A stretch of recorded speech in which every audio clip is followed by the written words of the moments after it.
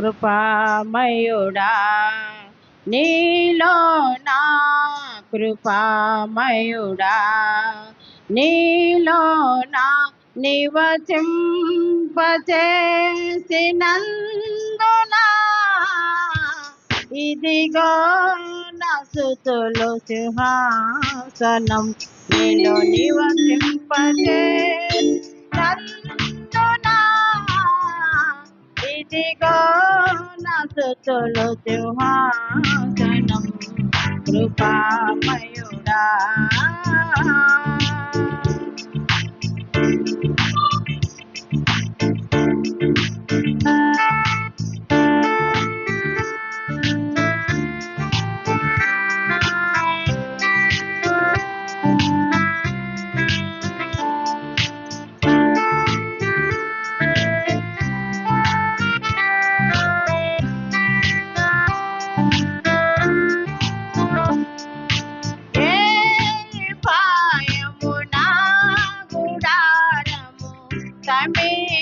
సమీపించనియక ఏ పాయము నా గుడారము సమీపించనియక నా మార్గములన్నిటిలో నీవే ఆశ్రయమైనందునా నా మార్గములన్నిటిలో నీవే ఆశ్రయమైనందునా కృపామయుడా నీలో నా కృపామయుడా నీలో నా నివసింపచేసినందునా ఇదిగో నా స్తుతులు సింహాసనం నీలో నివసింపచేసినందునా ఇదిగో నా స్తుతులు సింహాసనం కృపామయుడా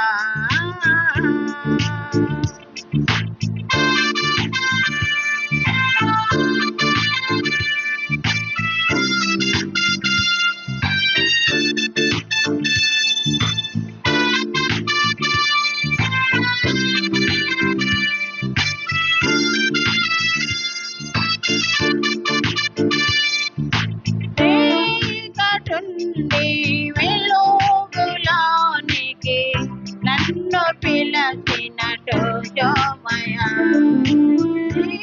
చీకటుండి వెలుగులోనికి నన్ను పిలచినటు జోమయా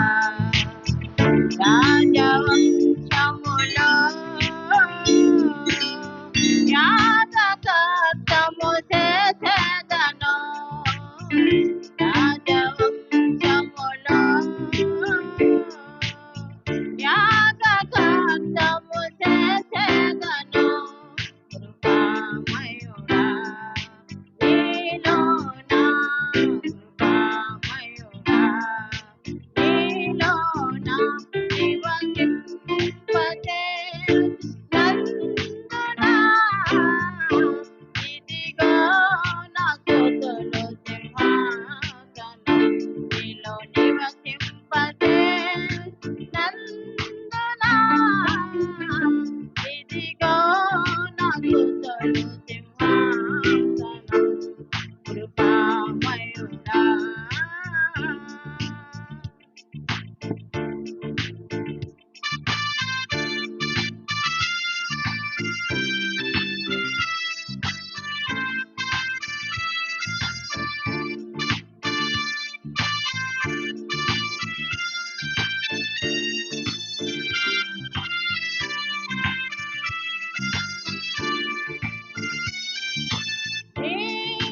నిలసి ఆత్మ ఫలములు ఫలించుట కొరకు నిలసి ఆత్మ ఫలములు ఫలించుట కొరకు నా పైన నిండుగా ఆత్మవరసము కుమ్మరించు నా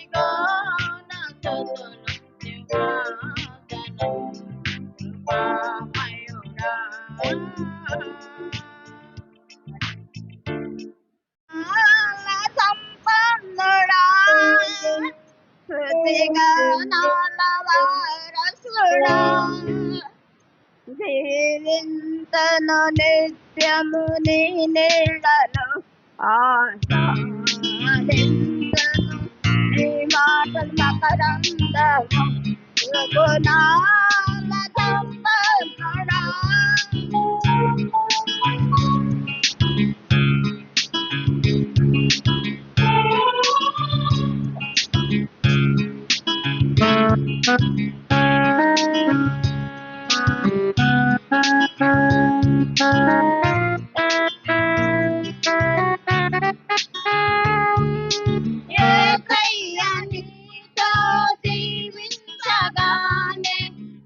బ్రతుకుగా మారేనులే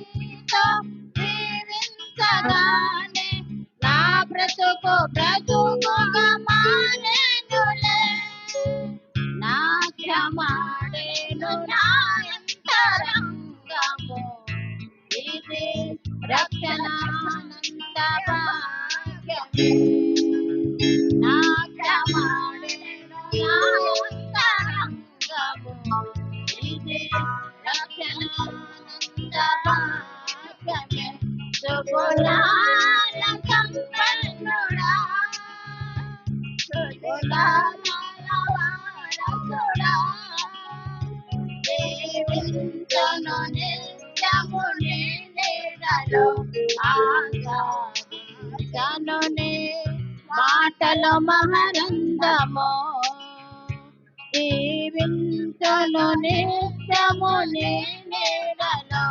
ఆశను నీ మాటలు మహరందము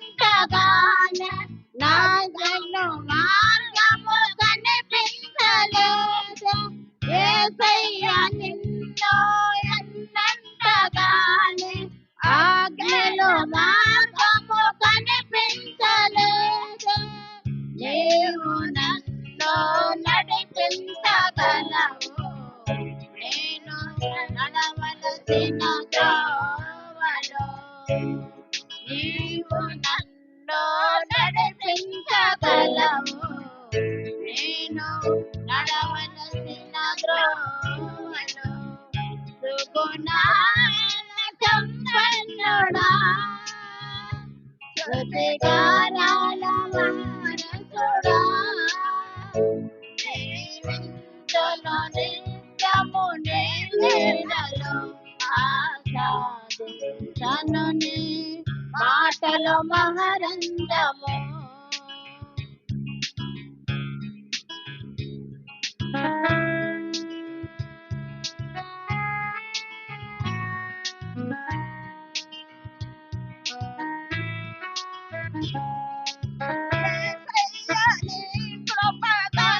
కృపతలంచగానే నా శ్రమలు అనిపించలేదు.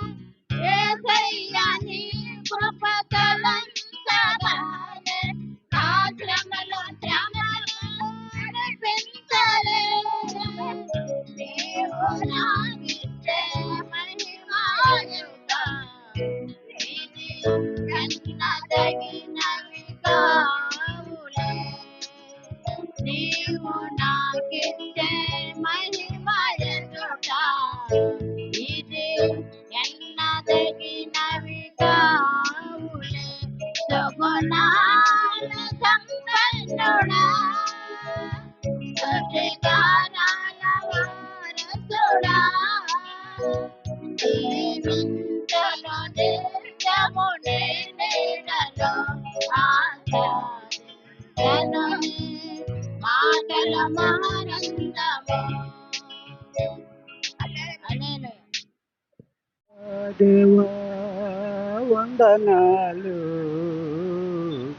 రాజా వందనాలు, రాజాతి రాజా నీకే వందనాలు, రవి కోటి తేజ నీకే వందనాలు, రాజాతి రాజా నీకే వందనాలు, రవి కోటి తేజ నీకే వందనాలు, పాటిని కరుణించి ప్రాణనిచ్చావు, పరమ జీవనిచి పరలోక రాజ్యమిచ్చి పన్నెండు గుమ్మముల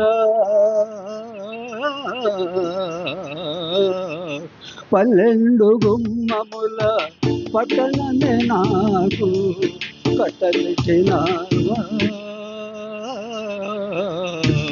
రాజాది రాజా నీకే వందనాలు, రవి కోటి తేజ నీకే వందనాలు.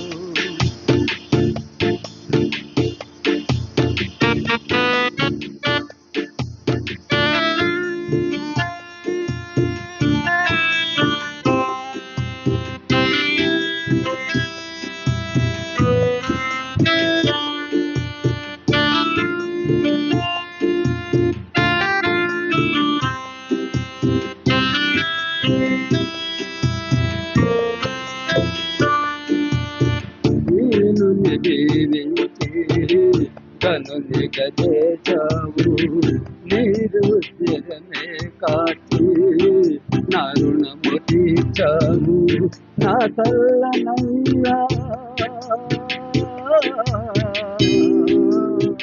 నా తల్లనయ్యా నా నీవే నా యేసయ్యా, రాజాది రాజా నీకే వందనాలు, రవి కోటి తేజ నీకే వందనాలు.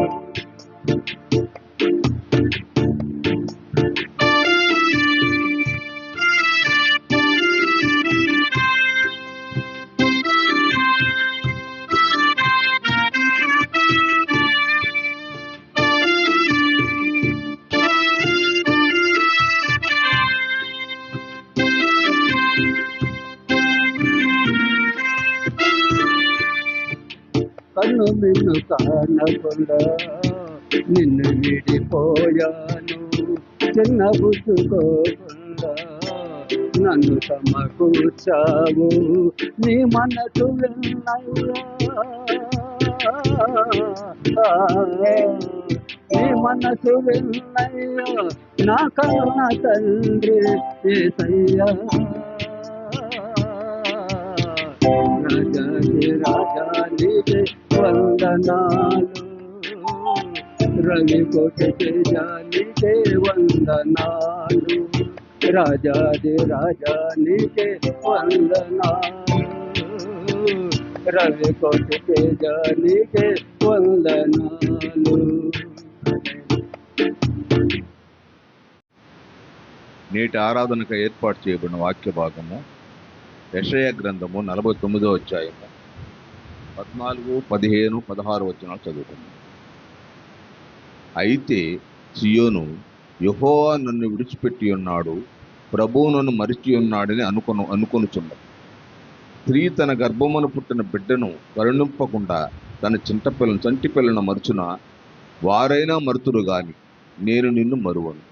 చూడుము, నా అరచేతుల మీదనే నిన్ను చెక్కి ఉన్నాను, నీ ప్రాకారమును నిత్యము నా ఎదుటనున్నది. దేవుడు తన పరిశుద్ధ వాక్యం దీవించు.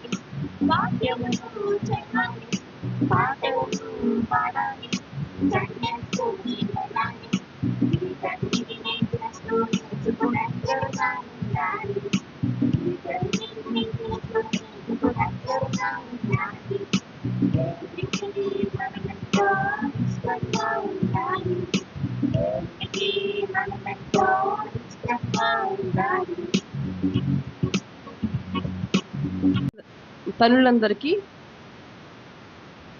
మాతృదినోత్సవ శుభాకాంక్షలు తెలియజేస్తున్నాను. దేవుడు తల్లి అవడం అంటే ఒక గొప్ప దీవెన, ధన్యత, అంతకన్నా ఎక్కువగా గొప్ప బాధ్యతని దేవుడు మనందరిపైన ఉంచి ఉన్నాడు. ఒక తల్లి అంట తన పిల్లల్ని హీరోగా అన్న చేస్తుందంట, లేదా జీరోగా అన్న చేయగలదంట. అయితే మనము మన పిల్లల్ని ఎలా చేస్తున్నామో మనం దేవునికి లెక్క చెప్పవలసిన వారమై ఉన్నాము. ఏదేమైనప్పటికీ దేవుడు మనకందరికి ఇచ్చిన ధన్యతను బట్టి ప్రభువుని స్తుతింపబద్ధులమైనాం. చిన్న ప్రార్థన తీసుకొని వర్తమానంలోకి వెళ్దాం. ప్రేమగల తండ్రి, జీవగల దేవా, నీ ఘనమైన శ్రేష్టమైన నామం బట్టి కొందనాలయ. ఇంతవరకు పాటల ద్వారా, స్తుతి ఆరాధన ద్వారా మీ నామాన్ని మహిమ తెచ్చుకున్న దేవా, నీ కొందనాలు అయ్యా. కొద్దిసేపు మీ అమూల్యమైన మాటలు మేము ధ్యానిస్తుండగా తండ్రి, మీరే నా నోటికి ఏ మాటలు ఇచ్చిన తండ్రి ప్రభా, మీ నోటి బోరను వాడుకొని ప్రభా, మీ జ్ఞానంతో నింపి, మీ శక్తిని నింపిన తండ్రి ప్రభా, అయ్యా నీ కొరకు ఒక పాత్రను వాడుకోమని మాతో మీరే మాట్లాడమని క్రీస్తు యేసు నామములో ప్రార్థించాడు ఈ వేడుకొనిచున్నాం తండ్రి, ఆమేన్. యెషయా గ్రంథంలో మనం చూస్తే తల్లైనా మనల్ని మరుస్తుంది, కానీ దేవుడు మనల్ని ఎన్నటికీ మరువడు అనే వాక్యాన్ని మనము చదివాం. అయితే ఈరోజు ఒక స్త్రీని మనము ధ్యానించుకున్నాము. మార్కు సువార్త 7వ అధ్యాయంలో ఒక స్త్రీ ఉంది, ఆమె గురించి మనము ధ్యానించుకున్నాం. ఇక్కడ మనం చూస్తే కనాను స్త్రీ, ఈవిడ తన కుమార్తెకు దయ్యం పట్టిందని ప్రభువు దగ్గరకు వచ్చి ప్రభు దగ్గర నుంచి గొప్ప మేలు పొందుకోవాలని ఆశించిన స్త్రీ ఈవిడ. ఇక్కడ మనం గమనిస్తే మార్కు సువార్త 7వ అధ్యాయం 25వ వచనంలో మనం చదివితే, అపవిత్రాత్మ పట్టిన చిన్న కుమార్తె గల ఒక స్త్రీ ఆయనను గూర్చి విని వెంటనే వచ్చి ఆయన పాదముల మీద పడెను. ఈమె ప్రభువుని ఎరిగిన స్త్రీ అయితే కాదు, ఒక అన్యురాలు అయినప్పటికీ ప్రభువుని గురించి అనేకులు చెప్పగా విన్నది. ఏమని వింటుంది? యేసు ప్రభువు స్వస్థపరిచే దేవుడు, ఆదరించే దేవుడు, ధైర్యపరిచే దేవుడు, నెమ్మదినిచ్చే దేవుడు, ఇంకా దయ్యాలు వెళ్ళగొట్టే దేవుడు, రోగాలు బాగు చేసే దేవుడు అని ప్రభు గురించి వినింది ఈ కనాను స్త్రీ. వినగా ఆమెలో ఏం కలిగిందంటే ఒక విశ్వాసం కలిగింది. నా బిడ్డను కూడా ఈ యేసు ప్రభు వారు బాగు చేస్తారు అని నమ్మింది. రోమాపత్రిక 10వ అధ్యాయం 17వ వచనంలో ఉంది, వినుట వల్ల విశ్వాసము కలుగును. వినుట వల్ల విశ్వాసము కలుగును. చదువుదాం ఒకసారి. రోమీలకు రాసిన పత్రిక 10వ అధ్యాయము 17వ వచనం మనం గమనిస్తే, కాగా వినుట వలన విశ్వాసము కలుగును, వినుట క్రీస్తును గూర్చిన మాట వలన కలుగును. ఏం వింటున్నామో మనము గమనించుకోవాలి. ఈవిడ దేవుని గురించి విన్నది. వినగానే ఆమెలో విశ్వాసం కలిగింది. దేవుని మాట మనల్ని విశ్వాసంలోకి నడిపిస్తుంది. మనలో అప్పుడప్పుడు కలిగే అల్ప విశ్వాసాన్ని తొలగిస్తుంది. అప్పుడప్పుడు వచ్చే ఇంకా అవిశ్వాసాన్ని పారదోలుతుంది. విశ్వాసుల్ని ఇంకా బలపరుస్తుంది. దేవుని మాటకి అటువంటి శక్తి ఉంది. అయితే ఈ స్త్రీ విన్నాక అనుమానించలా, 10 మందిని విచారించలా. 10 మందికి ఆ రోజుల్లో ఫోన్ లేవు, కానీ ఈ రోజుల్లో ఫోన్లు ఉన్నాయి కదా, ఆ దేవుడు బాగు చేస్తాడా, ఎలా వెళ్ళాలి, మనం వెళ్ళొచ్చా వెళ్ళకూడదా అనే అనుమానాలతో ఆమె లేదు. ఎలాగన్నా నా కుమార్తెని బాగు చేసుకోవాలి. ఆయన నేను ఆరాధించే దేవుడు కాకపోయినప్పటికీ నేనైతే అన్యురాల్ని, విగ్రహారాధకురాల్ని, ఎన్నో పొరపాట్లు చేశాను, దేవునికి విరోధంగా జీవించాను, నిజ దేవుడు ఎవరో ఎరుగక నేను బ్రతికాను. అయినప్పటికీ నా కుమార్తె కోసం ఆయన దగ్గర నేను వెళ్తాను, వెళ్ళి నా కుమార్తెని బాగు చేసుకుంటాను అన్న విశ్వాసంతో ఈ కనాను స్త్రీ ప్రభువుని ఆశ్రయించింది. ప్రియమైన దేవుని బిడ్డలారా, మనము మన బిడ్డల పట్ల ఎటువంటి శ్రద్ధ కలిగి ఉన్నాము? ఈ కుమార్తెకైతే దయ్యం బట్టి బాగలేదు అని ఉంది. ఈరోజు మన పిల్లలకు కూడా అనేక దయ్యాలు పట్టున్నాయి. ఏం దయ్యాలంటే ఫోన్ దయ్యాలు, టీవీ దయ్యాలు మన పిల్లలు చేరి వాళ్ళ హృదయాలు చెరిపి వేసి ఆ దయ్యము, ఆ అపవాదం ఎలా ప్రవర్తిస్తుందో మన పిల్లలు కూడా అలాగే ప్రవర్తిస్తున్నారు. మనం కూడా ఈ సురోఫెనికి ఆ స్త్రీ, కనాను స్త్రీలాగా ప్రభువుని మన బిడ్డల కోసము వేడుకోవాల్సిన వారమైనాం. ఎందుకంటే ఒక దేవుడు ఒక బిడ్డను మనకి ఇచ్చా అంటే ఆ బిడ్డ బాధ్యత మనది. ఎలా దేవుడు పవిత్రంగా పరిశుద్ధంగా ఆ బిడ్డను మన చేతికి అందించాడో అలాగే మనం కూడా పరిశుద్ధంగా పవిత్రంగా ఆ బిడ్డను తిరిగి మళ్ళా దేవునికి మనము అప్పగించాల. ఈ ఆత్మీయ యాత్రలో మన పిల్లల కొరకు మనము ఎంతో బాధ్యత కలిగి ఉన్నాం. అయితే ఈ స్త్రీ వినింది, విశ్వాసంతో వచ్చింది దేవుని దగ్గరికి. దేవుని దగ్గరికి వచ్చింది. ఏమని సంపాదించాలో కూడా తెలుసుకుంది. ప్రభువా అంటుంది, తర్వాత దావీదు కుమారుడా అంటుంది. ప్రభువు అనేక మందికి సహాయం చేశాడు. ఎవరన్నా నోరు తెరిచి ప్రభువా దావీదు కుమారుడు నన్ను సహాయం చేయి అనగానే ఆయన నిలిచిపోయి ఎంతో మందికి సహాయం చేసిన సందర్భాలు అనేకం ఉన్నాయి. తీమయ్య కుమారుడైన భర్తిమయ్యి అక్కడ గుడ్డివాడే భిక్షగడే కూర్చున్నప్పుడు యేసు ప్రభు ఆ దారిని వెళ్తుంటే దావీదు కుమారుడు నన్ను కరించు అనగానే ఆయన అంత కోలాహలంలో కూడా, అంత గుంపులో కూడా ఆగిపోయి ఆయన స్వస్థపరిచిన దేవుడు. అయితే ఈమె దగ్గరకు వచ్చేసరికి ప్రభువు కొద్దిసేపు మౌనంగా ఉన్నాడు. మనం కూడా మన జీవితాల్లో అనేక సందర్భాల్లో ప్రభువుని అడుగుతుంటాం, నాకు ఫలానా కావాలి ప్రభు, ఫలానా అవసరం నాకు ఉంది అని విశ్వాసంతో దేవుని దగ్గరికి వస్తాం. ఆయన మాటలు వింటాం. విని ఏమనుకుంటామంటే ఈ మాటలు మనకు తెలుసులే, ఎప్పటి నుంచో వింటున్నాము, ఈ వృత్తాంతం మాకు తెలుసు, ఈ భాగం మాకు తెలుసు అని విని వెళ్ళిపోతుంటాం. విని అందులో ఉన్న సారాంశాన్ని మనం గ్రహించాం. దేవుడు ఏం మాట్లాడుతున్నాడో మనము ఆ క్షణం వింటాము, విడిచిపెట్టేసి వెళ్ళిపోతాము. ప్రియమైన దేవుని బిడ్డలారా, మన దేవుడు మనం ఎలా ఉండాలని కోరుకుంటున్నాం అంటే, మనం ఎప్పటికప్పుడు దేవుని వాక్యం ద్వారా శుద్ధి చేయబడాలని, పరిశుద్ధపరచబడాలని, మన జీవితాలు సరి చేసుకోవాలని, మన మాటలు సరి చేసుకోవాలని, మన తలంపులు సరి చేసుకోవాలని దేవుడు కోరుతున్నాడు. ఈమె కూడా తన కుమార్తెని అనేక డాక్టర్స్ దగ్గరకు కానీ, లేదా తను ఒక విగ్రహారాధికులు కాబట్టి అనేక మంది దగ్గరికి ఆ బిడ్డను తీసుకెళ్ళి ఉంటుంది కదా. ఎంతో బాధ అనుభవిస్తుంది నా బిడ్డ, ఎలాగైనా నా బిడ్డకి బాగవ్వాలి అని అనేక మంది చుట్టూ ఆ తల్లి పరుగులు తీసుంటుంది. కానీ ఎక్కడ కూడా ఆమెకి సమాధానం అనేది రాలేదు. ఒకవేళ తాత్కాలికంగా ఆ బిడ్డ బాగుపడినట్టు అనిపించినా కానీ సంపూర్ణ స్వస్థత ఆ బిడ్డ పొందుకోలేదు. చివరిగా ప్రభువుని ఆశ్రయించింది. మత్తయి సువార్తలో కూడా ఇది మనం గమనించవచ్చు. మత్తయి రాసిన సువార్త 15వ అధ్యాయము 21 నుంచి 28 వరకు మనం గమనిస్తే, ఇదిగో ఆ ప్రాంతం నుండి కనాను స్త్రీ ఒకటి వచ్చి, ప్రభువా, దావీదు కుమారుడా, నన్ను కరుణింపుము, నా కుమార్తె దయ్యము పట్టి బహు బాధపడుచున్నదని కేకలు వేశాను. బహు బాధపడుతుంది, చాలా బాధ. మన శరీరంలో కూడా అనేక మార్లు మనకి అనేక రకాల బాధలు వస్తుంటాయి. అనారోగ్యం అయితేనేమి, గుండె చెదరని స్థితి అయితేనేమి మనకు వచ్చినప్పుడు మనం కూడా ఏమేస్తాం? కేకలు వేస్తాం. ఎవరిపైన? మనుషుల పైన వేస్తాం. మనల్ని మనమే తిట్టుకుంటాం. మనపైన మనకే కోపం వస్తుంది. మనం ఊహించని సందర్భాలు మనకు ఎదురైనప్పుడు మనం కేకలేస్తాం. మనం అనుకోని జరగనప్పుడు కేకలేస్తాం. చిన్నపిల్లలు కూడా వాళ్ళకి కావాల్సింది మనం కొనివ్వకపోతే కేకలేస్తారు కదా.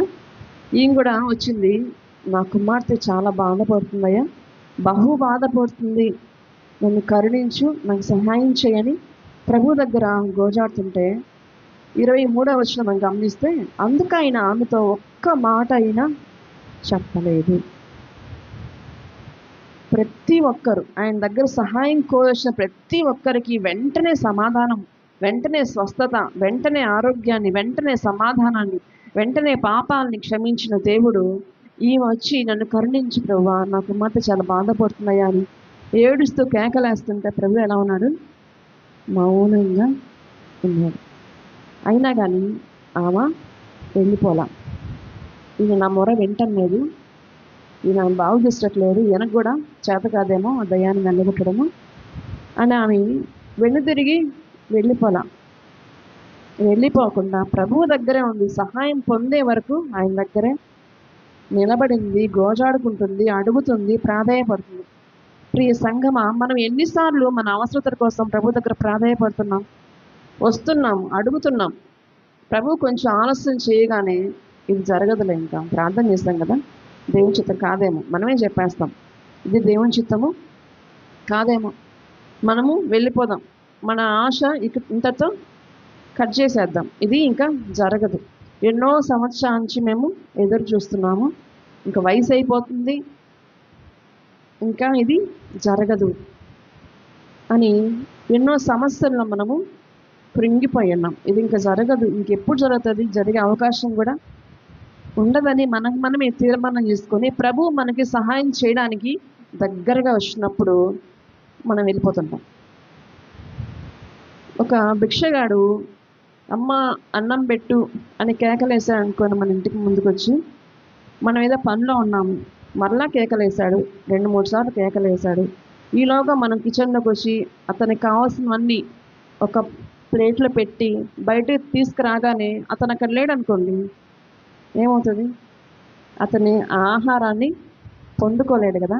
అలాగే మనం కూడా అడుగుతున్నాం, దేవుణ్ణి ప్రాధాయపడుతున్నాం, ఖచ్చితంగా దేవుడు నాకు చేస్తాడు, ఈ కార్యం నాకు జరిగిస్తాడు, ఈ ఉద్యోగం నాకు ఇప్పిస్తాడు, మా పిల్లలకి వారి జీవితాల్లో గొప్ప కార్యాలు జరిపిస్తాడు, వివాహాలు జరిపిస్తాడు, రుణభారం నుంచి విడుదల కలిగిస్తాడు, ఎవరి కుటుంబంలో అసమాధానం ఉందో వారికి సమాధానాన్ని ఇస్తాడు, ఈ గొప్ప రోగం నుంచి, ఈ మొండి వ్యాధి నుంచి నాకు విడుదల ఇస్తాడు అని నమ్ముతున్నాం. కానీ ఆయన సహాయం చేయడానికి ఇంకా ఒక నిమిషం ఉన్నప్పుడు మనం ఏం చేస్తున్నాం? ఇంక చెయ్యట్లే అనేసి వెళ్ళిపోతున్నాం. ఈమెతే అలా వెళ్ళాల. ఈయన మౌనంగా ఉన్నా కానీ ఏం చేసింది? ఆయన పట్టు వదల్లా. 23వ వర్షం మనం గమనిస్తే ఆమెతో ఒక్క మాట అయినా చెప్పలేదు.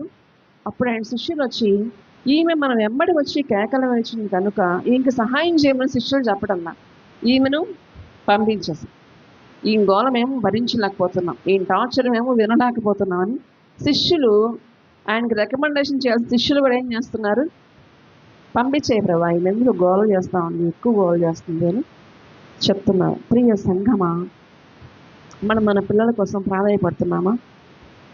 వీడి ఇంకా మారడు, వీడి బతికింతే, వీడి జీవితం ఇంతే అని మన పిల్లల గురించి మనమే డిసైడ్ చేసేస్తాం వాళ్ళ భవిష్యత్తుని. ప్రభువు సహాయం చేయడానికి ముందే ఉన్నాడు.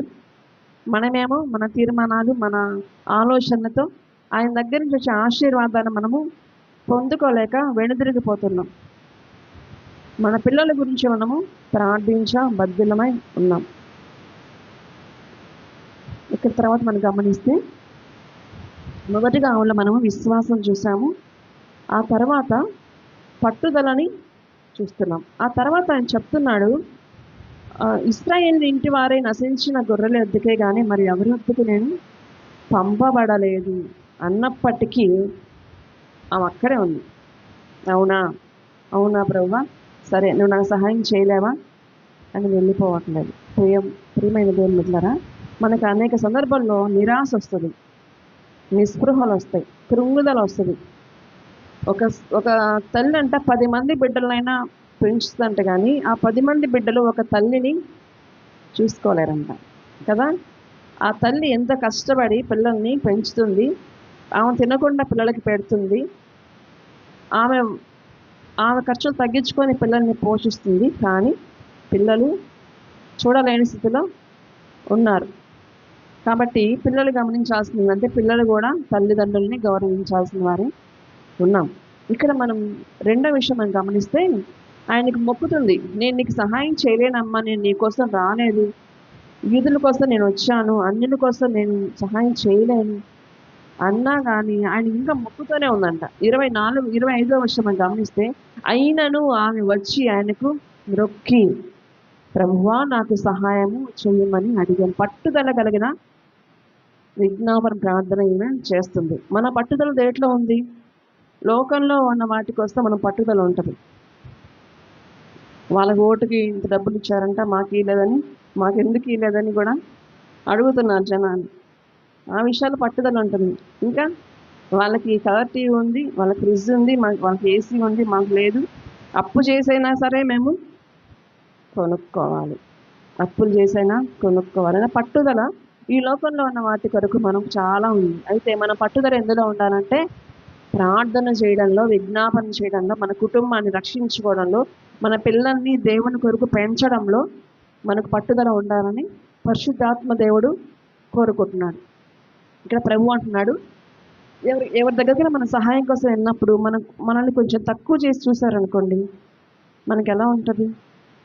ఈయన దగ్గర కనుక వచ్చామనుకొని ఈయన కొంచెం ఎక్కువ చేస్తున్నాడు, మాకు సహాయం చేసే వాళ్ళు ఇంకా లేరా అని మనం అనుకుంటాం, బాధపడతాం.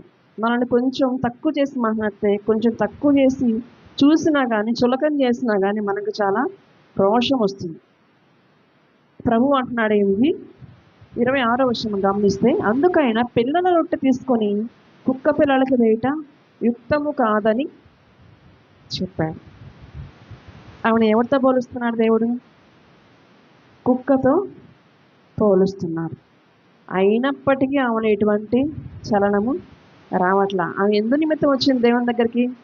ఒక సహాయం కోసం వచ్చింది. తన కుమార్తెకి బాగవ్వాలని వచ్చింది. బాగవ్వాలని వచ్చింది. ఈ రోషాలకి, ఈ పట్టుదలకి పోకూడదని ఆమె నిర్ణయించుకొని ఉంటుంది. ఎలాగైనా నా పని నేను ముగించుకొని వెళ్ళాలి. ఈ ప్రభువు నేను ఆరాధించే దేవుడు కానప్పటికీ నేను ఆయన్ని పట్టుకోవాలి, ఆయన దగ్గర నుంచి సహాయము పొందుకోవాలి అన్న తీర్మానంతో, పట్టుదలతో వచ్చింది. కాబట్టి ఆమె ఏమంటున్నా కానీ ఆమె పట్టించుకోవాలి. అదే మనమైతే వెంటనే తిరిగి వెళ్ళిపోతాం, నీ సహాయం వద్దు, నువ్వు వద్దు అనేసి వెళ్ళిపోతాం. ఈమె ఒక పట్టుదల గల స్త్రీగా, ఒక పట్టుదల గల తల్లిగా మనము ఈమెని చూస్తున్నాము. అలాంటి పట్టుదల మనలో ఉందా అని దేవుడు ప్రశ్నిస్తున్నారు. ఎన్నో విజ్ఞాపనలు, ఎన్నో విన్నపాలు ప్రభు దగ్గర, ప్రభు సన్నిధిలో పెట్టి ఉన్నాం. ఇంకా రాలేదే, ఇంకా రాలేదు జవాబు, ఇంకా రాలేదు అంటున్నాం, కానీ మన ప్రార్థనలో పట్టుదలని పెంచాలని మనలో ఆలోచన రావటం లేదు. ఈ దినం నుంచి మన ప్రార్థనలో పట్టుదల కలిగి ప్రార్థిద్దాం. నా దేవుడు నాకు చేస్తాడు, చెయ్యాలి ప్రభు, నాకు సహాయం చేయాలి ప్రభు అని ఇచ్చే వరకు ప్రభువుని మనము అడుగుతూనే ఆయన స్థితులతో ఆరాధిస్తూ ఉన్నాం.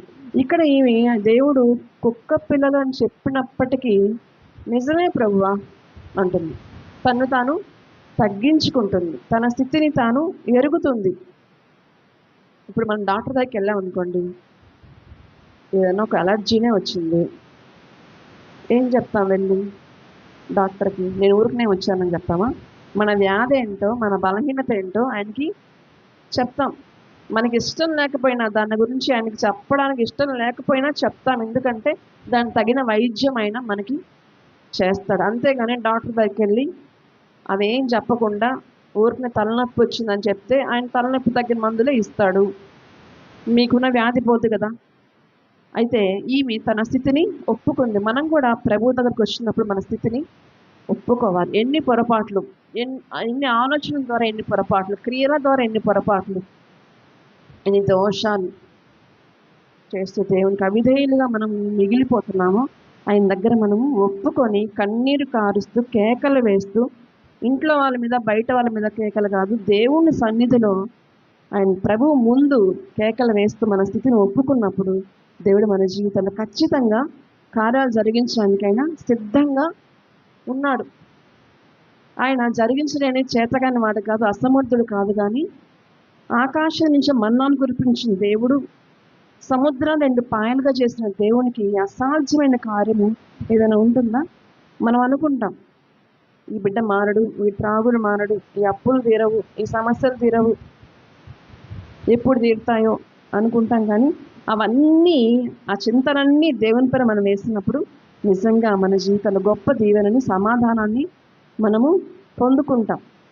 ఇక్కడ ఈమె తన స్థితిని ఒప్పుకుంది. మొదటిగా విశ్వాసంతో వచ్చింది, పట్టుదల కలిగి విజ్ఞాపన చేసింది. మూడోదిగా తగ్గించుకుంది. కుక్క పిల్లలకి వేయటం న్యాయం కాదమ్మా అన్నప్పటికీ ఆమె నిజమే ప్రభువా, కుక్క పిల్లలు కూడా యజమాన బల్ల కింద నుండి ఆ రొట్టె ముక్కలు తింటాయి కదా, ఆహారం తింటాయి కదా, అలా నాకు సహాయం చేయి, అలా అనుకుని నాకు సహాయం చేయనుకుంటున్నాను. ఈ రోజుల్లో ఫస్ట్ కుక్కలకు పెట్టి తర్వాత మనం తింటున్నాం. కానీ అంత ప్రేమ పెట్స్ అంటే మనకి ఈ రోజుల్లో. అయితే ఆ రోజుల్లో ఆమె కుక్కలతో పోల్చినప్పటికీ అంత తగ్గించుకుంది. నా స్థితి ఇది అయినప్పటికీ, నాకు అర్హత లేనప్పటికీ, ఈ సహాయం పొందుకోవడానికి నాకు యోగ్యత లేనప్పటికీ, ప్రభువా నీ దయ చొప్పున, నీ కరుణ చొప్పున, నీ కృపా బాహుల్యం చొప్పున నాకు సహాయం చేయి ప్రభువా అని ప్రభువుని వేడుకుంటుంది. ఎప్పుడన్నా మనం ఇలా ప్రార్థించామా? నేను పరిసేయుడు సుంకలో మనం గమనిస్తే పరిసేయుడు చేస్తాడు, నేను వారానికి 2 మార్లు ఉపవాసం ఉంటున్నాను, దశంభాగం ఇస్తున్నాను, మంచివాడిని, నేనేం దొంగన కాదు, చోరును కాదు, అన్యాయస్తున్న కాదు అని చెప్తుంటే సుంకర్ ఏమంటాడు? దూరంగా నిలబడి ఆకాశం వైపు కన్నులెత్తుటికైనను ధైర్యం చాలక దేవునితో పాపినని ఒప్పుకున్నాడు కదా. ఆ ఒక్క మాటను బట్టి దేవుడు ఎంతగా అతన్ని హెచ్చించాడు. అలాగే మనం ప్రభు సన్నిధికి వచ్చినప్పుడు మనం తగ్గించుకుంటూ ప్రభువుని హెచ్చిస్తే దేవుడు మన జీవితాల్లో కార్యాలు నూతనంగా జరిగిస్తాడు. ఆగిపోయిన ప్రతి కార్యాన్ని దేవుడు చేయగలడు. ఇది ఇంకా జరగదు, ఇది జరగడానికి ఎటువంటి స్కోప్ లేదు అన్న సందర్భాల్లో కూడా దేవుడు ఎంతమంది జీవితాల్లో గొప్ప కార్యాలు జరిగించిన దేవుడిగా మన దేవుడు ఉంటున్నాడు. అయితే ఈమె వచ్చింది తన బిడ్డ కోసం వచ్చింది, ఆమె కోసం కాదు, నన్ను కరుణించుంటుంది. అంటే బిడ్డ బాధపడుతుంటే తల్లికి కూడా బాధే కదా. ఎంతో బాధ, ఎంతో వేదనలో వచ్చింది, విచారంతో వచ్చింది. తర్వాత దేవుడు ఒక గొప్ప వార్తానికి చెప్తున్నాడు. ఏం చెప్తున్నా అంటే మార్కు సువార్త 7వ అధ్యాయంలో మనం గమనిస్తే, మార్కు సువార్త 7వ అధ్యాయం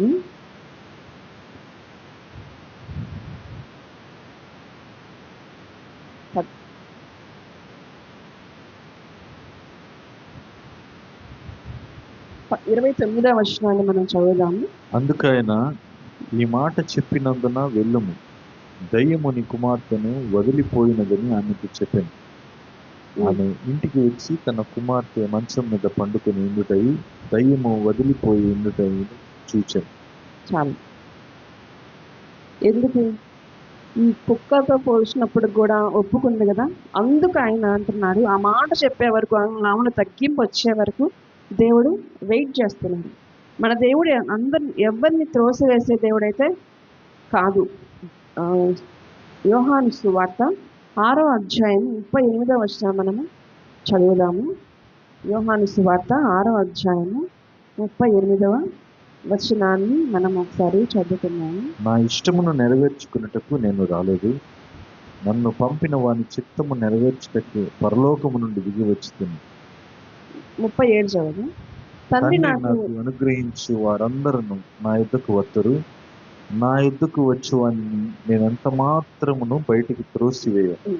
నా యుద్ధకు వచ్చేవారిని నేను ఎంత మాత్రము బయటకి త్రోసివేయను వాగ్దానం ఇచ్చిన దేవుడు ఈమెను కూడా త్రోసివేయడా. ఈ ఒక అన్యురాలైనప్పటికీ, విగ్రహారాధకులు అయినప్పటికీ, ఆ సహాయాన్ని పొందుకోవడానికి ఎటువంటి యోగ్యత ఇంక లేనప్పటికీ, అర్హత లేనప్పటికీ ఈమెని త్రోసి వేయకుండా దేవుడు ఆమెకి గొప్ప సమాధానాన్ని, కుమార్తెకి స్వస్థతని ఇచ్చి పంపించినట్లుగా మనము చూస్తున్నాం. అంతేకాదు, నీ విశ్వాసము గొప్పదని మత్తయి సువార్తలో రాయబడింది. మత్తయి సువార్త 15వ అధ్యాయంలో మనం గమనిస్తే 28వ వచనంలో, అందుకు యేసు, అమ్మా నీ విశ్వాసము గొప్పది, నీవు కోరినట్టే నీకు అవునుగాక అని ఆమెతో చెప్పాను. ఆ గడియలోనే ఆమె కుమార్తె స్వస్థత నొందింది. ఒక మాటతో దేవుడు స్వస్థపరిచాడు. స్వస్థపరచగలిగి కూడా ఇదంతా ఎందుకు నడిపించాడు? ఆమెలో ఉన్న విశ్వాసాన్ని చూశాడు, పట్టుదల చూశాడు, తగ్గింపు చూశాడు, సహాయాన్ని చేశాడు. మన జీవితంలో కూడా ఒక అద్భుతకార్యం మనం పొందుకోవాలంటే కొన్ని పరీక్షలు కూడా మనం వెళ్ళాలి. విశ్వాసం ఆవగించంత విశ్వాసం చాలంటే మనం అది కూడా పెట్టలేని స్థితిలో మనం ఉన్నాం. ప్రియమైన దేవుని బిడ్డలారా, విశ్వాసంలో వెనుకబడద్దు.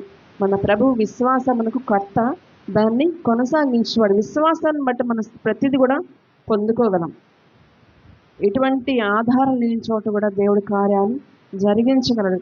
ఈ కనాను స్త్రీ జీవితంలో, తన కుమార్తె జీవితంలో సహాయం చేసిన దేవుడు ఈ దినం మన జీవితాల్లో కూడా సహాయం చేయడానికైనా సిద్ధంగా ఉన్నాడు. మరి అటువంటి పట్టుదల, అటువంటి విశ్వాసము, అటువంటి తగ్గింపు జీవితం మనలో ఉన్నాయా? ఒకవేళ లేకుంటే ప్రభు దగ్గర మనము అడిగి పొందుకుందాం. ప్రభువా, నేను వింటున్నాను కానీ నేను అవిశ్వాసంగా ఉండిపోతున్నాను, వింటున్నాను కానీ అల్ప విశ్వాసం నాలో వచ్చేస్తుంది, వింటున్నాను కానీ నేను నీ దగ్గరికి వచ్చి కేకలు వేయటం లేదు, పట్టుదల కలిగి ప్రార్థించటం లేదు, నాకు సహాయం చేయి ప్రభువా అని ప్రభువుని అడుగుదాం. ప్రియమైన దేవుని బిడ్డలారా, మనల్ని మనం తగ్గించుకుందాం. దేవుడు చెప్తున్నాడు కదా, తను తాను తగ్గించుకున్నవాడు హెచ్చింపబడును. దేవుడిచ్చిన ప్రతి వాగ్దానము నెరవేర్చబడుతుంది. దేవుడు చెప్పే ప్రతి వాగ్దానము తగిన సమయంలో నెరవేర్చబడుతుంది. దానికి ఎక్స్పైరీ డేట్ లేదు. ఎన్ని సంవత్సరాలు గడిచినా, ఎన్ని తరాలు మారినా ఆయన వాగ్దానాలు మన పట్ల మారవు, ఖచ్చితంగా జరుగుతాయి. ఎటువంటి నిరాశలో, ఎటువంటి ఆలోచనలో, ఎటువంటి కార్యం నాకు ఇంకా జరగలేదని మనం వచ్చిన్నాము, ప్రతిదీ కూడా దేవుడు మనకి జరిగించడానికి సిద్ధంగా ఉన్నాడు. కానీ మనం చేయాల్సిన పని ఏంటంటే, మన పిల్లల కోసము, మన ఇరుగు పొరుగు వారి కోసం మనము ప్రార్థించబద్ధులమై ఉన్నాం. మనం దేవుని ఎరిగాము, మిగతా వాళ్ళు కూడా దేవుని ఎరగాలని మనము ప్రార్థిద్దాం. ప్రార్థించే తల్లులుగా మనం ఉందాం.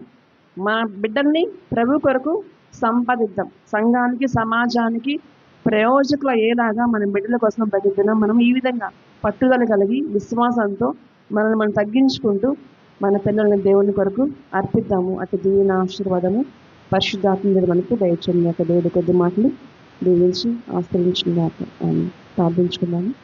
ప్రేమగల మా ప్రియ పరలోక తండ్రి, ఇక్కడ నేను నామాన్ని బట్టి కొన్నాను అయ్యా. మీరు మాకు ఇచ్చిన ఈ అంశం బట్టి, ఈ మాటల బట్టి మీకు వందనాలు తండ్రి. అయ్యా, ఎక్కడ మేము పడిపోతున్నాము, ఎక్కడ విశ్వాసాన్ని జారిపోతున్నామో, ఎక్కడ పట్టుదల కలిగి మేము అయ్యా మీ దగ్గర విన్నపాలు చేయటం లేదు, ఎక్కడ మమ్మల్ని మేము తగ్గించుకోకుండా హెచ్చించుకుంటున్నాము, మీ సన్నిధికి వచ్చి కూడా నా తండ్రి ప్రభా మాలో ఎక్కడ హెచ్చింపు ఉందో తండ్రి మమ్మల్ని మీరు సరిచేయండి ప్రభా, మమ్మల్ని బాగు చేయండి, మమ్మల్ని ఆత్మీయంగా మీరు నడిపించండి ప్రభా. అనేక మంది కోసం విజ్ఞాపన చేసే తల్లులుగా తండ్రులుగా మమ్మల్ని అందరినీ మీరు ఏర్పాటు చేసుకొని మీ రాజ్య విస్తరణ కొరకు మమ్మల్ని అందరిని వాడుకోమని క్రీస్తు యేసు నామములో ప్రార్థించి అడిగి వేడుకొంచున్నాము తండ్రి. ఆమేన్.